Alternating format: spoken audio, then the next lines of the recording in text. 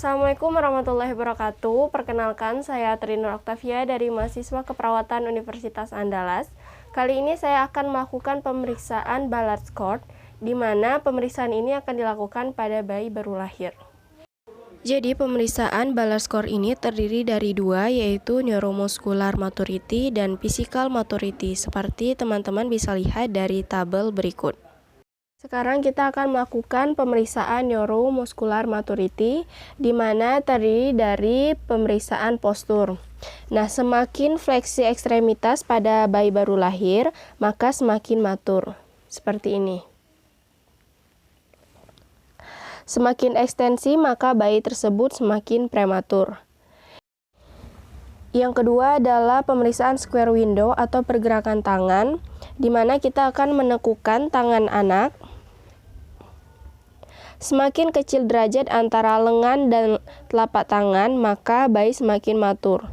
Jika derajat tangan dan telapak tangan lebih dari 90 derajat, maka bayi semakin prematur. Maka di sini kita akan lakukan kedua tangannya seperti ini.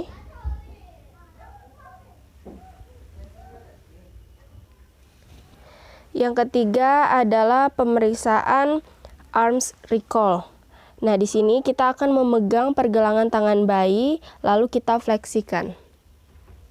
Kita fleksikan, kemudian kita lepaskan, namun pergelangan tangan kita tahan selama 5 detik. 1, 2, 3, 4, 5. Lalu kita lepaskan dan kita lihat respon seperti apa yang akan diberikan oleh bayi.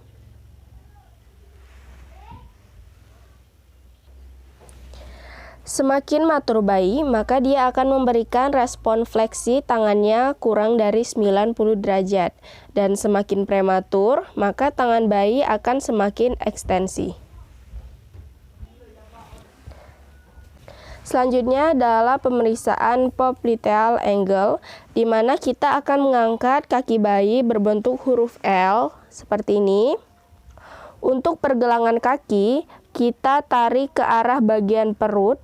Setelah ditarik, kita lepaskan dan lihat respon bayi seperti apa. Apakah bayi akan melekuk lututnya ataukah kakinya akan tetap lurus? Kemudian kita sesuaikan skornya sesuai dengan tabel.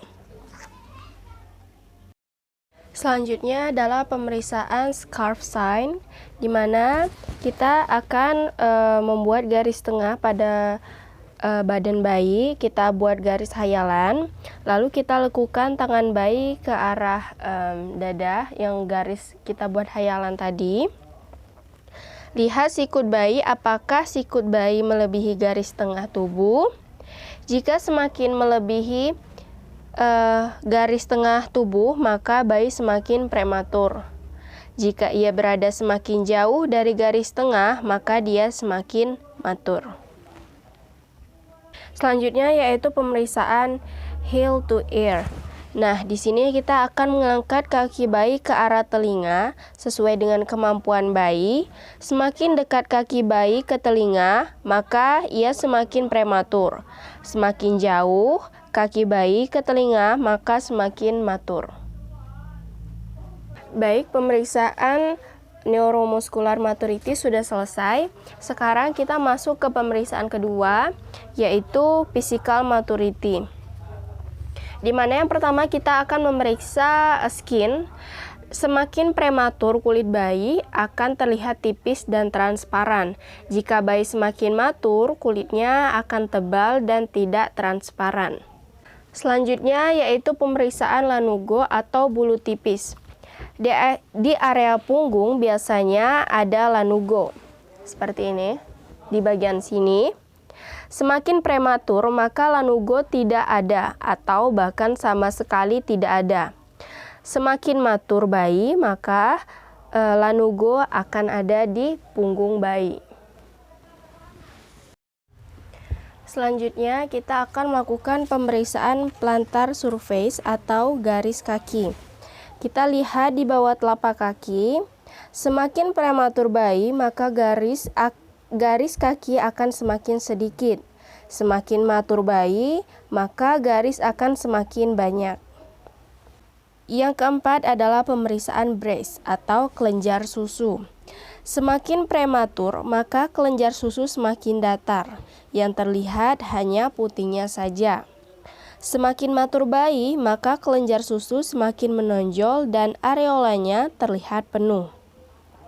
Yang kelima adalah pemeriksaan eyes dan ear. Semakin prematur, kelopak mata bayi akan menutup. Semakin matur, kelopak akan semakin terbuka. Selanjutnya adalah pemeriksaan bagian telinganya. Itu semakin prematur, jika ditekan ke arah depan tidak akan kembali seperti semula. Contohnya seperti ini. Jika saya tekan ataupun saya lipat telinganya, itu tidak akan kembali semula jika bayinya prematur. Namun, jika bayi yang matur, saat telinganya kita lipat ataupun kita tekan, maka akan kembali seperti semula. Yang terakhir adalah pemeriksaan area genitalia. Kita anggap bayi ini adalah bayi laki-laki. Semakin prematur bayi, skrotum akan teraba datar dan teraba lembut.